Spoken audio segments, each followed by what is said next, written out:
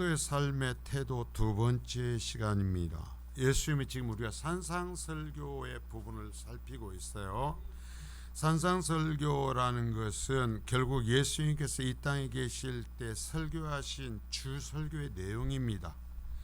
그리고 이 세상에 살아가는데 성도들이 어떻게 살아야 되는지를 가르쳐 주시는 핵심적인 가르침이에요. 그래서 먼저 이 앞에 살인과 간음과 이혼에 대해서 말씀했고, 지금은 맹세와 보복, 원수 갚는 일에 대해서 말씀하고 있어요. 그래서 지난 시간에 맹세와 보복에 대해서 말씀했는데요, 함부로 맹세하지 말라. 하나님의 이름, 자신의 어떤 것을 주장하기 위해서 하나님의 이름 함부로 들먹거리지 말라는 거예요. 여러분, 하나님은 그런 분이 아니라는 거예요. 내가 함부로 하나님의 이름 이용해서 나의 어떤 것을 인정받으려고 하지 말라는 거예요. 그러면 그러고 아니면 아니다 라고 얘기하라는 거예요. 왜? 내가 그리스도인으로서 얘기하면 그렇다고 인정하고 인정받을 수 있게 살아요. 평소에 내가 그렇다면 저 사람이 그렇대, 그러면 그런 줄 알고, 아니래 하면 아니라 할 수 있도록 살고, 그래서 그러면 그렇다 아니면 아니라 해야 되지, 나의 어떤 것을 주장하기 위해서 하나님의 이름 들먹거리지 마라, 주께서 말씀하시. 그리고 보복의 문제를 얘기하는데요, 이것은 구약의 동해복수법과 관련해서 말씀하는 것이라고 그랬어요. 그러나 동해복수법은 한편으로는 사회의 정의를 바로잡기 위한 것도 있지만 한편으로는 약자를 보호하기 위한 의미가 있다고 그랬어요. 그래서 약한 자가 어떠한 강한 자에게 위해를 가했을 때 강한 자도 그 약한 자가 위해를 가한 것 이상으로서 절대로 보복해서는 안 된다. 예를 들어서 뭐냐면, 손가락 하나를, 종의 자식이 주인집 아들의 손가락 하나를 상하게 했으면 아무리 주인일지라도 어떻게까지만 할 수 있다? 그 똑같은 손가락 하나를 상하게 하는 것 이상으로 못한다라는 거예요. 그래서 이 약한 자의 어떤 권리적 측면이 있는 것이 동해복수법이요. 그러면서 하나님을 신뢰하라는 거예요. 하나님 살아계셔. 하나님이 갚아주실 거야. 하나님이 갚아주실 거야. 이걸 생각하면서 우리 손으로 어떠한 보복을 하지 말고 하나님께 맡기라. 그래서 이해관계에서 또는 정치적인 사회적인 문제에서, 특별히 물질적인 문제에서까지 인색하지 말고 하나님의 마음을 갖고 살아가라. 왜? 하나님이 살아계시니까.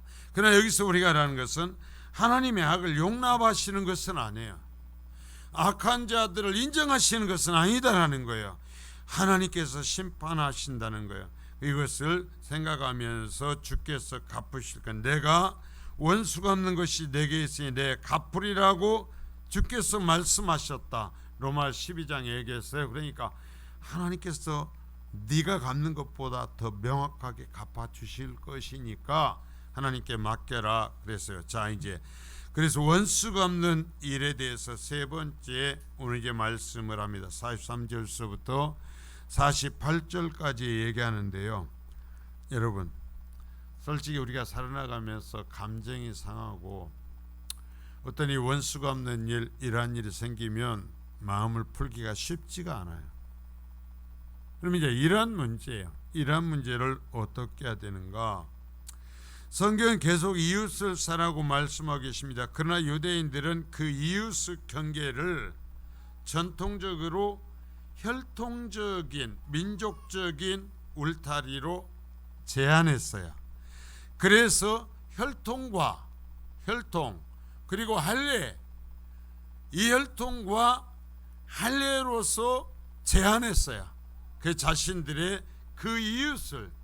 그러는데 이것을 이제 시간이 지나면서 같은 유대인들 중에서도 율법을 지킨다고 하는 율법적인 일부의 유대인들, 정말 율법을 열심히 지키는 유대인들만 우리의 이웃이라는 거예요. 같은 유대인 중에서도 율법을 열심히 지키지 않으면 자신들의 이웃으로 같은 어떤 하나님 안에서 사랑을 받는 민족으로 인정치 않았어요. 자, 그래서 율법을 제대로 지키지 못하는 동족까지도 미워하는 것이 원수를 심판하시는 하나님의 뜻이라고 그랬어요. 하나님의 뜻. 그래서 이러한 이것이 예수님 당시의 상황이었어요. 그래서 바리새인과 서기관들, 율법을 지키는 사람들이 자신들처럼 율법을 지키지 못하는 유대인들을 구별합니다. 이방인은 말할 것도 구별하면서 저들은 악한 자라는 거야. 저들은 악한 자다 하면서 자신들만 특별한 존재로 구별하면서 살아가고 있어요. 자, 43절 44절을 한번 같이 읽겠습니다. 시작. 또 내 이웃을 사랑하고 네 원수를 미워하라 했다는 것을 너희가 들었으나 나는 너희에게 이르노니 너희 원수를 사랑하며 너희를 박해하는 자를 위하여 기도하라. 자, 여기에서 지금 계속해서 말씀하니 너희가 들었으나 라는 얘기는 너희가 구약에서 배웠다라는 얘기예요. 계속 여기서 지금 이 말씀을 가르칠 때 너희가 구약 성경에서 네 이웃을 사랑하고 네 원수를 미워하라는 것을 그래 구약성에서 배웠지만, 자, 예수님께서 교회에 새로운 법을 선포하십니다. 뭐라고 얘기하면 내가 너희에게 말한다. 너희 원수를 사랑하며 너희를 박해하는 자를 위하여 기도하라. 너희의 동족 중에서 율법을 제대로 지키는 사람들만 우리의 이웃이라고, 우리의 사랑의 대상이라고 하지 말라는 거예요. 율법을 지키지 못하는 너희의 동족, 또한 너희의 원수, 더 나아서 너희를 핍박하는 저 로마 사람들까지도 사랑하고 그들을 위해서 기도하라 그래. 자, 이건 예수님의 이제 전부적인 이 말씀을 그리고 바울 사도가 해석해서 보여주는 걸 전체적으로 따라가야 이 말씀을 이해할 수 있어요.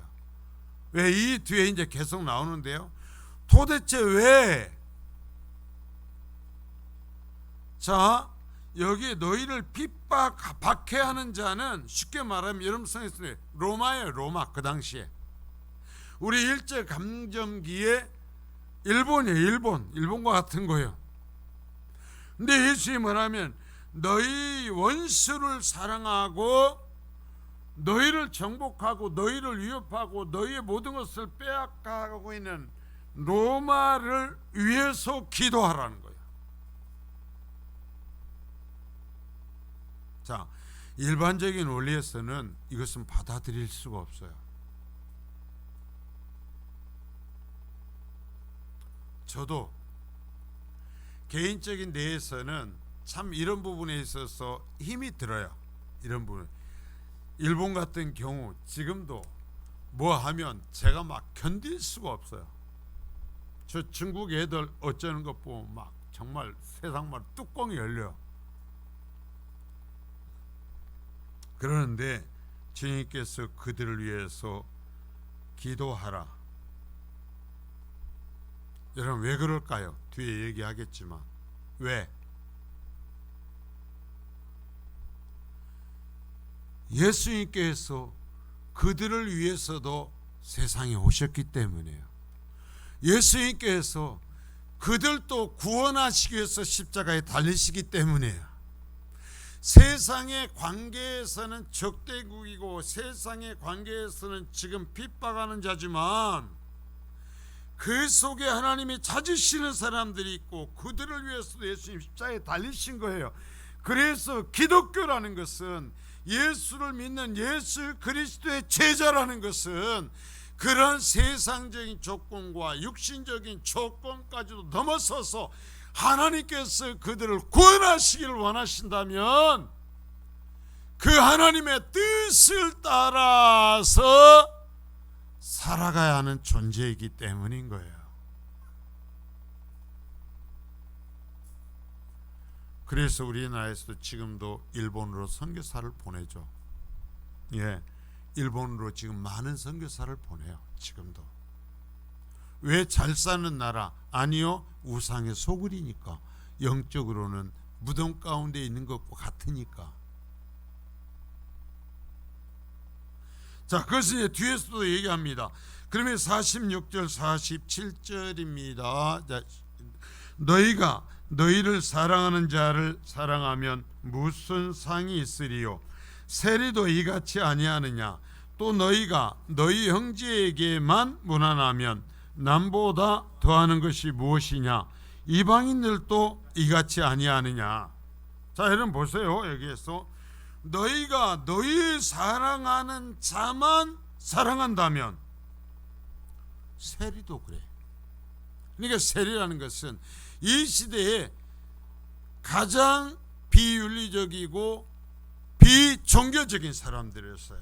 유대교와 가장 멀리 떨어져 있는 사람들이었어요. 그러면 예수님이 말씀합니다. 야, 세리도 자기 사랑하는 사람은 사랑하잖아. 근데 너희가 너 사랑하고 너 잘하는 사람만 사랑하고 좋아하고 거기다만 크거리면 너는 세리하고 똑같잖아. 세리만 또 못하잖아. 자, 보세요. 또 너희가 너희 형제에게만 무난하면, 형제라는 거 뭐냐면 가까운 자예요. 친한 사람, 친한 사람. 너희 형제 친한 사람하고만 인사하면, 그리고 네 마음에 불편하면 인사도 하지 않으면, 무난한다는 건 인사하는 거잖아. 인사하지 않으면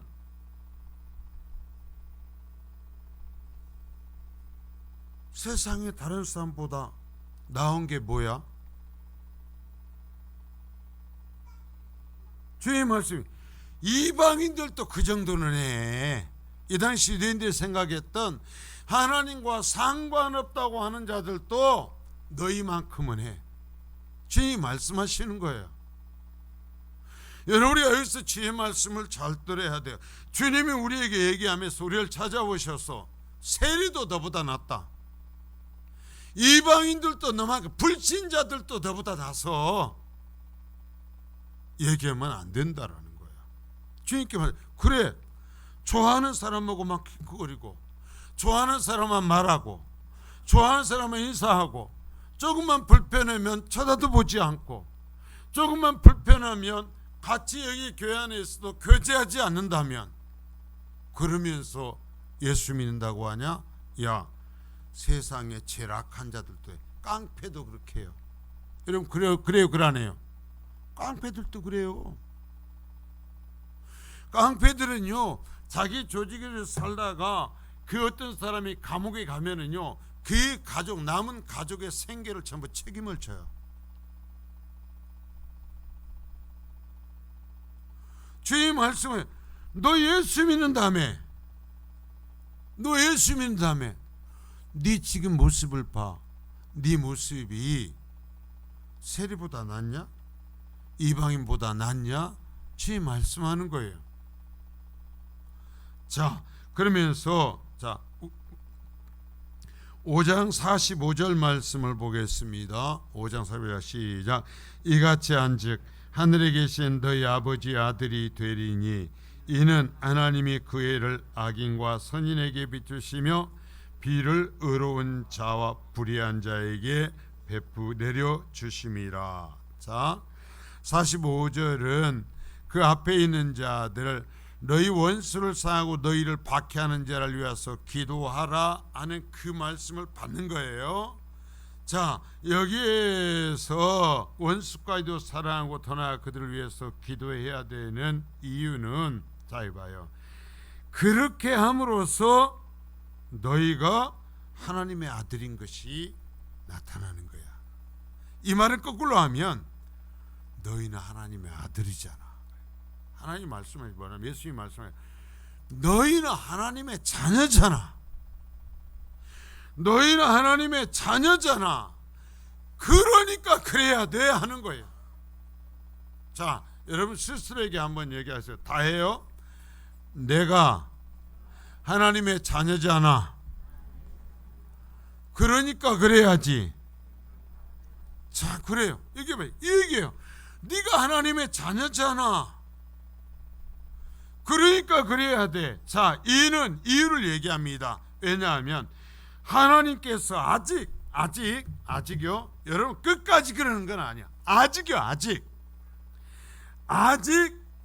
그 하나님이 그 해를 악인과 선인에게 똑같이 비춰주시고 있어. 아직 하나님께서 악인과 선인에게 똑같이 해를 비춰주고 있고, 아직 비를 의로운 자와 불의한 자에게 똑같이 내려주시고 있어. 이 말은 무슨 얘기냐면 아직 하나님이 심판하시지 않고 있잖아.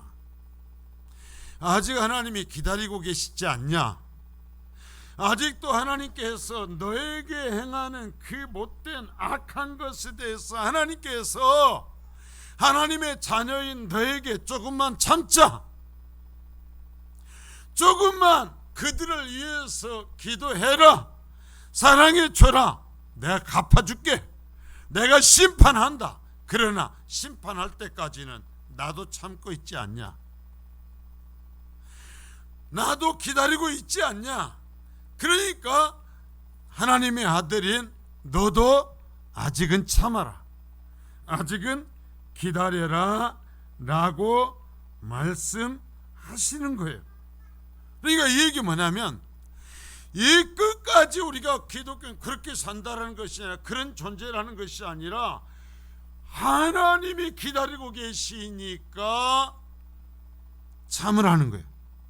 하나님이 용납하고 계시니까 아직 용납하라는 거예요. 그러나 하나님이 정하신 때가 있어요. 하나님이 심판하실 거라는 거예요. 갚아주실 거라는 거예요. 이러한 것을 율법을 완전하게 하는 행위라는 5장 17절에게 율법을 완전하게 하는 행위는 뭐냐? 하나님께서 심판하실 때까지 하나님께서 하자는 대로 하는 거예요. 하나님께서 기다리지 않는 대로 기다리는 거예요. 열불이 나요, 안 나요? 열불이 나죠. 그러면 하나님 앞에 하세요. 하나님 못 참겠어요. 하나님 저 인간 한번 벼락을 한번 내려주세요. 그냥 해요. 그러나 그렇게 실컷 하고 마지막 마무리 이렇게 하십시오. 하나님 죄송합니다. 제가 못돼서 그랬어요. 하나님께서 그래도 참으라고 하시면 참도록 해주세요. 참겠습니다. 기도하십시오. 이것이 그리스도인이요. 그 말까지도 하나님 앞에 보다 못 적었어요. 얘기는 해요. 그러나 정리는 내가 하나님이 하라는 대로 하나님의 심판하실 때까지 그래야 하나님께 맡기고 기도하겠습니다. 내가 심판하면 나도 똑같이 죄 짓는 거예요. 여러분, 내가 심판하면 나도 똑같이 죄 짓는 거예요. 심판은 하나님께 맡기고 하나님께서 하실 때까지 내가 한 대 쥐박는 것보다 하나님께서 한 대 쥐박는 것이 낫잖아요. 그래요, 안 그래요? 그러라는 얘기예요. 이것이 율법을 완전하게 하는 행위예요. 자, 이제 예수님의 삶이 그것을 실천하신 삶이었죠. 그것이 하나님의 마음이었어요. 자, 한번 우리가 볼까? 자, 그래서 우리는 이제 하나님의 자녀들이에요. 자녀들은 부모의 유업을 이어받아야. 유업을 이어받기 위해서는 하나님 아버지와 같은 성품을 가져야죠. 하나님과 같은 행동을 할 수 있어야 한다고 예수의 말씀을 여기서 얘기했다. 아버지의 성품처럼 그 성품을 가져. 너의 아버지가 하나님이잖아. 그래서 너의 아버지가 하시는 것처럼 해. 하나님 믿고 하나님 해 주실 거야.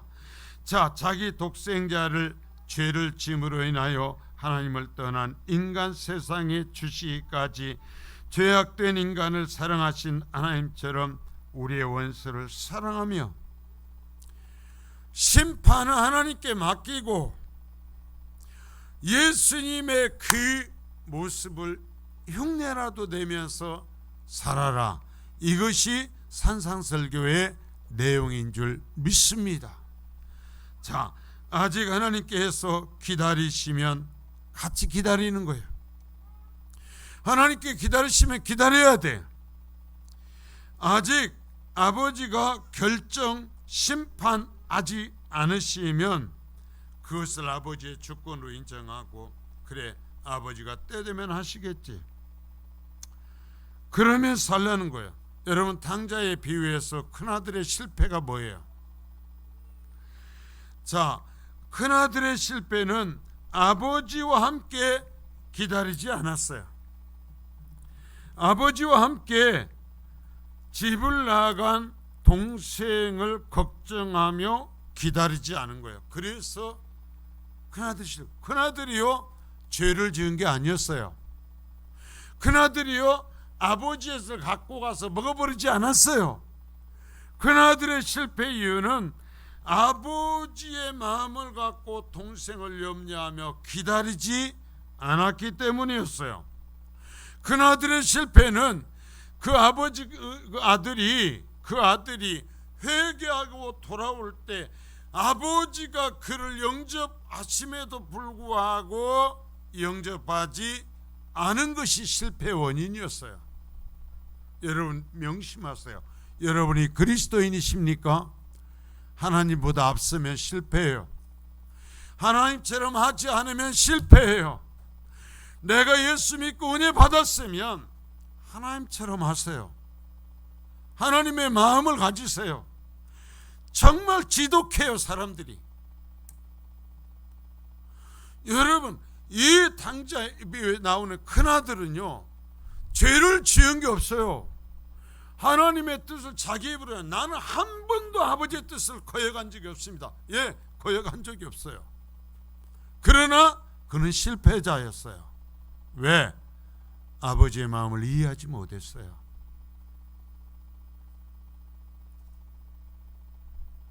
여러분, 지금도요 이 말씀을 이해하지 못하고 나중에 하나님 앞에서, 심판대 앞에서 실패하는 사람이 수두룩하게 나올 거예요. 저는 장담해요. 수두룩하게 나올 거예요. 그러면 얘기할 거예요. 내가 무슨 죄를 졌습니까? 내가 간음을 했습니까? 내가 도둑질을 했습니까? 내가 사기를 쳤습니까? 내가 뭐 했습니까? 그럴 때 하나님이 말씀하실 거예요. 너는 나하고 달랐어.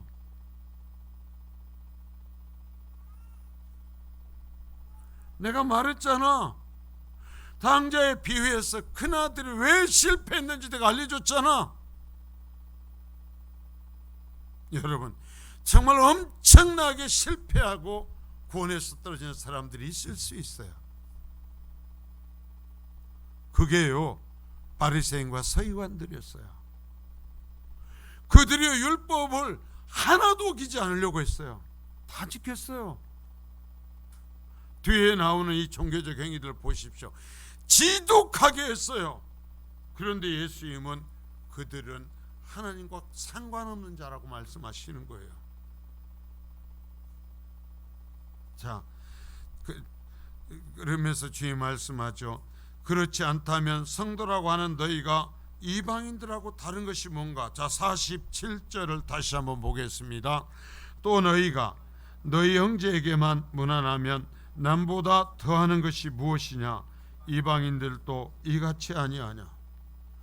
그 정도로 너 사랑하는 사람에게만 잘하고 웃고 잘 대하면 예수 안 믿는 자들도 그렇게 해. 제가 얘기했죠. 여러분, 제 이슬람 교도들은 손님을 신이 보낸 선물이라고 얘기해요. 그래서요, 이 손님이 오면은요, 전혀 모르는 사람이 손님이 와도 적으로만 오지 않으면 집안의 가장 상석에 손님을 앉혀요. 음식을 해서 제일 먼저 주는 것도 손님에게 먼저 줘요. 불교도 마찬가지야. 티베트 불교와 몽골의 그 사람들도 지독한 불교 신앙이죠. 그 사람들도요, 알지 못하는 자신의 집을 찾아온 사람들에게요, 자신의 짐승을 잡아서 자신의 가장 좋은 것으로 대접해요. 자, 여러분 봐요. 그러면 이슬람교보다 우리가 못한 거 아니요? 불교도보다 못한 거 아니요? 그들은요, 자신과 상관없는 사람, 알지 못하는 사람이 와도 신의 선물이라고 한다니까. 한 번도 보지 않은 사람에게도 자신의 집에 최고의 상석을 해주고, 자신의 소유의 짐승을, 우리 돈으로 수십만 원 하는 그 짐승을 잡아서 대접을 한다니까요. 그리고요, 주위에 내보내지 않고요, 먹여서 식량을 준비해서 보낸다니까요. 주님이 말씀하죠. 이방인들도 그 정도는 해. 세리도 그 정도는 해. 그러면 우리가 예수님한테 얘기해야 될 거 아니에요. 뭐라고 얘기할 거요? 제가 그보다 낫습니다. 예수님, 내가 주님 말씀 따라 정말 내가 그렇게 살아요. 이 말씀 앞에서요, 이 주님 앞에, 주여, 그래요, 내가 주의 말씀대로 살아요. 그리스도인께 대답할 수 있어야 되잖아요. 그래 안 그래요? 내가 먼저 손 내밀고, 그 복음 찬송을 내가 먼저 손 내밀지 못하고, 왜 예수 믿는다고 그러면서 내가 먼저 사랑하지 못하고, 그러면서 사랑 없대. 내가 먼저 손 내밀지 아니하면서, 내가 먼저 안아주지 아니하면서 내가 하나님을 사랑한대. 주의 말씀한다니까. 너 이방인들만 또 못해. 너 세리만 또 못해. 불교도들도 너보다 나서야, 이슬람교도 너보다 나서야. 이 지금이 그 말이에요, 이게. 자, 여러분, 내가 그리스도인이라는 것을 무엇으로 증명할까? 주님의 말씀대로 사는 것으로 증명하는 거예요. 주님의 말씀대로 살아야 되는 거예요. 여러분, 어떻게 복음을 전하여 그들을 구원할 수 있을까? 어떻게 복음을 전할 거요? 내 잘 아는 사람에게, 내 몇몇 사람에게만 간을 내고 쓸개를 내준, 그렇게 해서 다 하면서 어떻게 복음을 전해?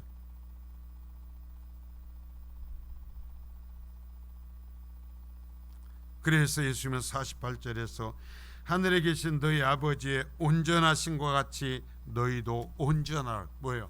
하나님이 하는 것처럼 해라. 이 말은 그래요. 하나님이 하는 것처럼, 너한테 하나님이 하시는 것처럼 해라 그러는 거예요.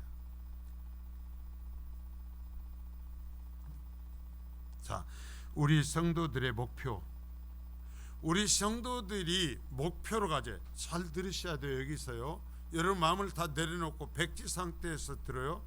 우리 성도들이 목표로 갖고, 우리 성도들이 추구해야 하며 우리가 순종하면서 따라가야 되는 삶의 모습, 삶의 목표가 뭘까? 자, 5장 48절 한번 다시 보겠어요.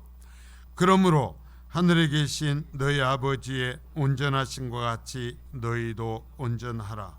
자, 뭐라고 그래요? 너희 아버지처럼 돼. 그래.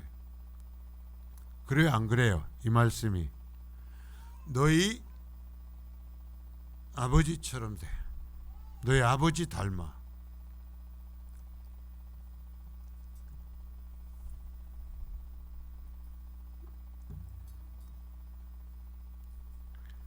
부모가 돼가지고요, 자식이 듣는 최고의 칭찬이 뭘까요?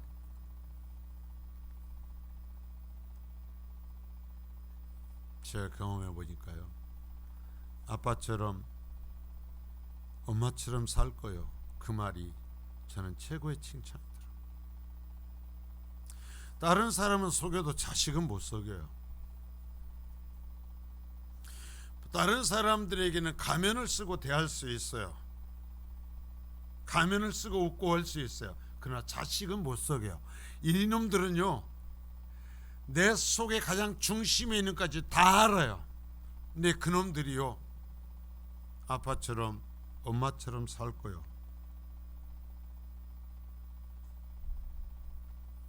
그 소리가 최고의 칭찬이에요.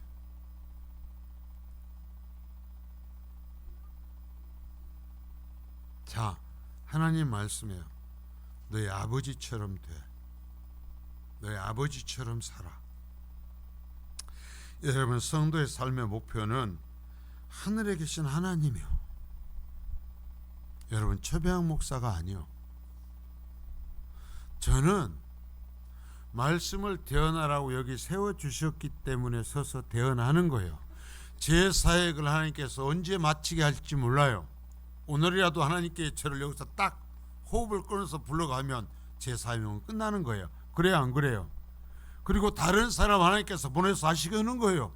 그건 제가 어떻게 하질 못해요. 맡기신 그때까지 하는 거예요. 여러분, 신앙생활하면서 흔들리지 말고 헷갈리지 마세요. 목사가 목표가 아니요, 하나님의 목표예요. 저도 하나님의 목표고 여러분도 하나님의 목표예요. 분명히 얘기했어요. 너희 아버지잖아요. 아버지. 그러니까 아버지처럼 살아. 아버지의 모습 닮아. 주님이 지금 말씀하시는 거예요. 자, 따라서 합니다. 아버지처럼 살자. 아버지를 닮자. 주님이 지금 너희 아버지 닮아.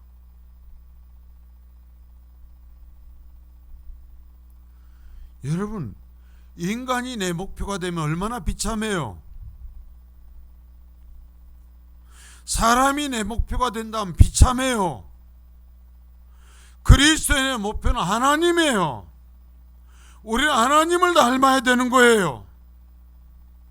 그 하나님을 닮을 수 있도록 하나님의 영이 내 속에서 나를 이끌고 계셔요. 나에게 말씀하셔요. 내 힘으로 하라는 것이 아니에요. 그 하나님의 말씀을 들으라는 거예요. 그리고 그 하나님께서 하자는 대로 하라는 거예요. 그러면 하나님께서 바꿔주실 거예요. 귀를 막지 말아요. 하나님의 말씀을 말씀 그대로 들으란 말입니다. 그래야 바뀌어요. 하나님의 말씀 아닌 것으로서 절대로 안 바뀌어요.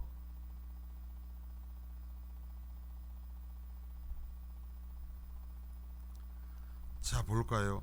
레위기 19장 2절입니다. 안 넣어놨어요? 새로 다 보냈는데 확인을 했어야지. 자, 레위기 19장 제가 읽겠습니다. 너는 이스라엘 자손의 온 회중에게 말하 이르라. 너희는 거룩하라. 이는 나 여호와 너희 하나님이 거룩함이니라. 자, 거기 아니에요. 올리지 마세요. 자, 너는 이스라엘 자손의 온 회중에게 말하 이르라. 너희는 거룩하라. 왜냐하면 나 여호와 너희 하나님이 거룩하기 때문이다. 이스라엘 백성과 언약을 맺고 하나님이 언약을 맺은 이스라엘 백성에게 얘기하면 너희는 거룩해. 왜냐하면 내가 거룩하니까. 그런데 이스라엘 백성이 왜 하나님 앞에서 이 언약이 파기당하고 말아요? 이걸 어겼기 때문에요. 똑같아요. 그러면 그건 구약의 말씀 아니에요. 이 너희 거룩하라는 것은 레위기에는 끝도 없이 반복이 돼요. 신약에도 있어요. 베드로전서 1장 16절에 기록되었으되 내가 거룩하니 너희도 거룩할지어다 하셨느니라. 뭐라고 그래요?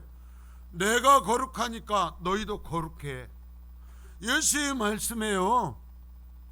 내가 거룩하니까 너희도 거룩해. 다른 소리 하지 마 하는 거예요.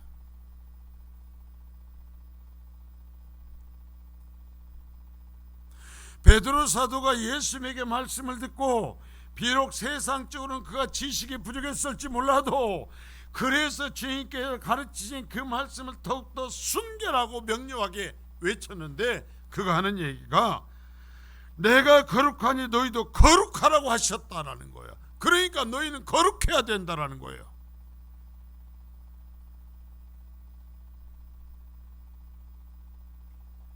거룩하십니까? 거룩하셔야 됩니다. 거룩하셔야 돼요. 이게 성도의 의무예요.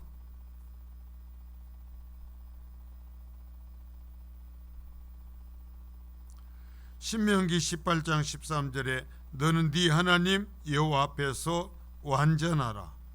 자, 하나님 앞에서, 자 18장 13절 같이 읽겠습니다. 시작. 너는 네 하나님 여호와 앞에서 완전하라. 이건 이제 더 어떻게 보면 무섭습니다. 뭐라고 그래요? 누구 앞에서? 목사 앞에서? 장로님 앞에서? 누구 앞에서? 누구 앞에 신앙생활하는 거예요? 지금 우리는 하나님 앞에 서는 거예요. 뭐라고 그래? 하나님 앞에서 완전해. 사람 앞에서, 너 좋아하는 사람 앞에서가 아니라 하나님 앞에서 완전해. 왜? 우리 신앙생활은 하나님 앞에서 하는 것이기 때문에요. 왜? 마지막 심판자가 하나님이시기 때문에요. 하나님에게 인정받아야 돼요.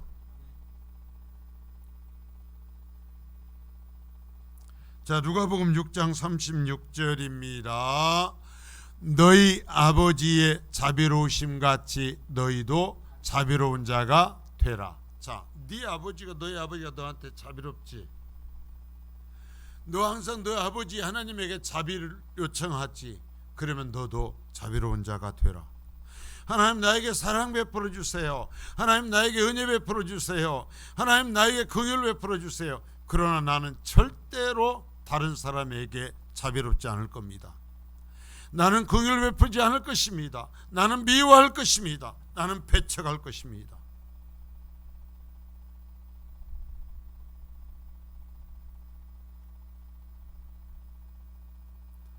자, 목표가 누구예요? 하나님이에요. 우리의 신앙 누구 앞에 서는 거요? 하나님 앞에 서는 거예요. 자, 에베소 5장 1절입니다.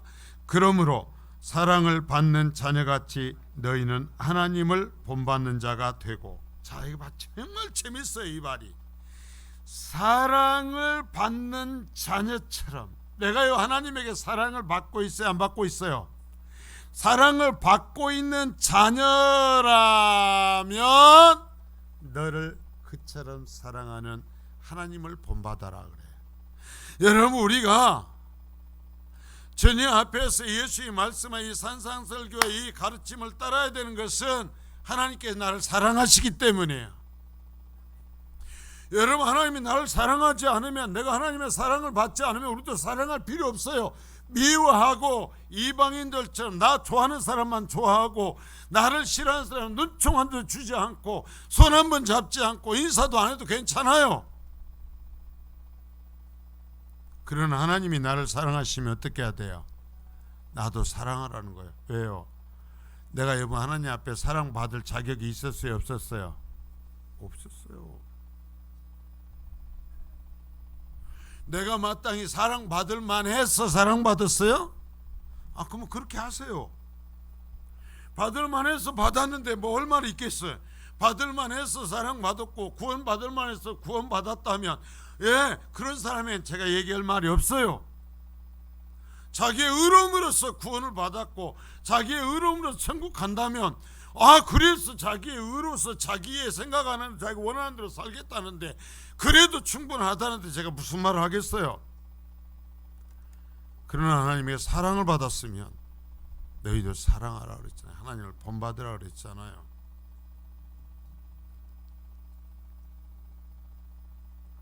그러니까 내게서 누구의 모습이 나타나야 돼요?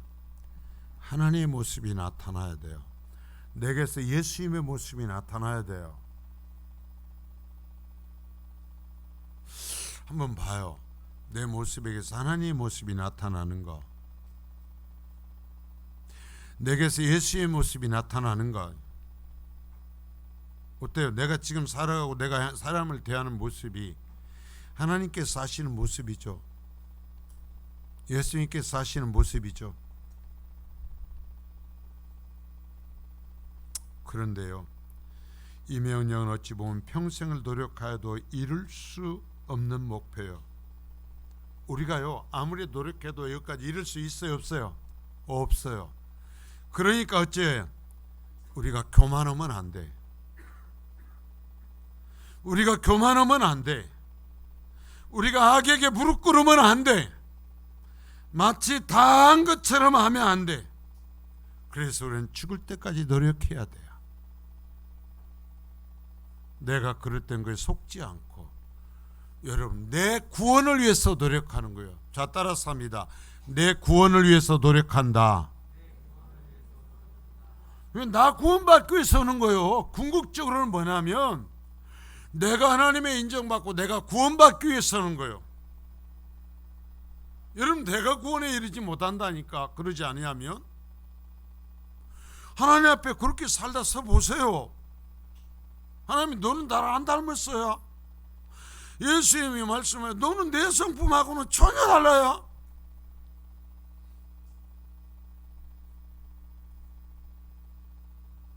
자, 그래서 이 목표를 다 이룬 사람이 없기에 이것이 예수님께서 은혜로 구원을 받은 성도에 주신 목표임에도 다 이룬 사람이 없죠. 그래서 우리는 아직도 내가 다 이룬 것처럼 생각하지 않고 달려가야 돼요. 여러분, 바리새인과 서기관들이 실패한 원인이 뭔 줄 압니까? 자신들이 다 이루었다고 생각한 거예요. 자신들은 다 이루었다, 다 순종했다, 나는 문제없다라는 거예요. 내 죄가 안 보이는 거예요. 내 부족함이 안 보이는 거예요. 내 악함이 안 보이는 거예요. 그러니까 교만했죠. 그러니까 악을 행해도 거침이 없어요. 여러분, 내 죄가 보이고 내 악이 보이면 미쳐버리죠. 미칠 것 같아요. 여러분, 내 악한 모습이 보이면 두려워요.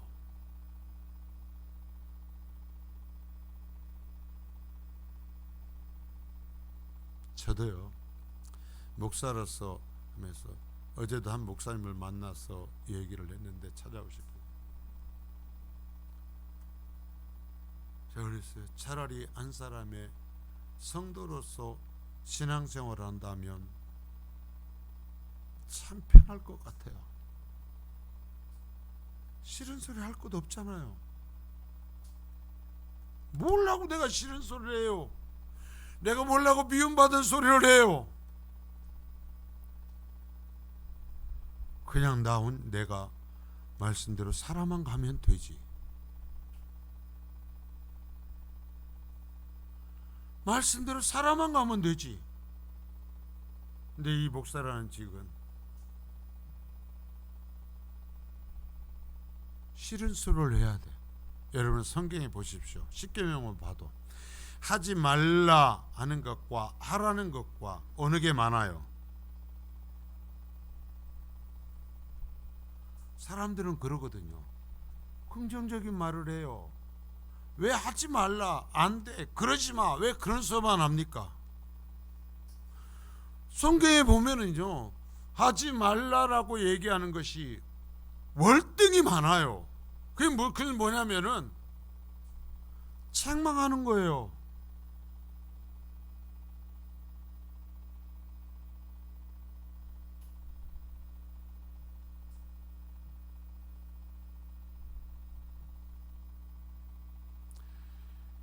바리새인들이 항상 그랬어요. 나는 이처럼 금식하고, 나는 이처럼 구제하고, 나는 이처럼 기도했습니다. 하나님 보세요. 나는요, 저 셀이 저놈하고 다릅니다. 나는요, 얼마나 의로운지 몰라요. 그래서 나는요, 저놈 옆에 서서 기도도 안 합니다. 나는 별도로 서서 그렇게 기도하잖아요. 그러니까 예수님이 뭐라고 그래요? 너는 나하고 상관없고, 네가 형편없다고는 저 세리는 내가 받아준다.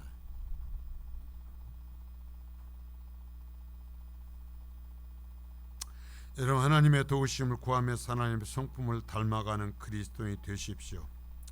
하나님의 도우심을 구하면서 하나님의 성품을 닮아가는 그리스도인, 내 부족함을 알고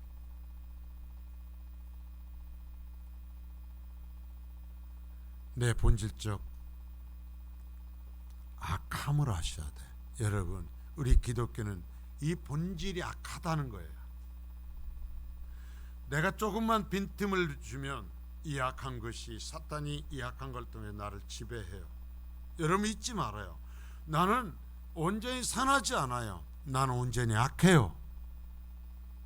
내 본질은 악해요. 왜 아멘을 안 해? 내 본질은 악해요. 예, 이게 성경의 처음부터 끝까지 말씀해요. 악해요. 그래서 훈련해야 되고, 그래서 날마다 내 자신을 돌이켜보면서 회개해야 되고, 그래서 나를 쳐서 복종시켜야 돼. 하나님 앞에 쳐서 복종시켜야 되잖아요.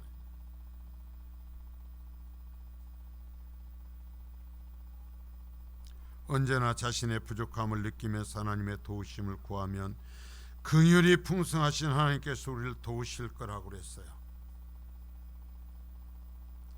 그래서 구원받은 자들에게 맡기신 은혜의 복음을, 자 여러분, 우리의 삶으로서, 내 삶으로서 결국은 뭘 해야 되는가? 복음을 전해야 돼요. 내 삶의 모습을 보고 내 만나는 사람들이 당신 모습 보니까 이해할 수 없는 모습이야. 당신 어떻게 그렇게 살아? 당신 보니까 하나님 살아있네. 나에게 당신이 믿는 예수에 대해서 말해줘봐. 그 소리를 들어야 돼. 악을 행하다가도 우리가 가면 악을 행하는 것이 부끄러워서, 악한 말을 하다가도 악한 말을 하지 못하고, 악을 행하도 두려워서 악을 행하지 못하는 그러한 영향력을 끼침. 그래서 하나님께서 택하신 자가 내 생애를 보고 내 삶을 보고 나에게 당신의 하나님을 알려주라. 당신이 믿는 예수에 대해서 나에게 말해주라 하는 사람이 되어야 돼. 그러지 못하고 평생을 살면서 바리새인과 서기관처럼 된다면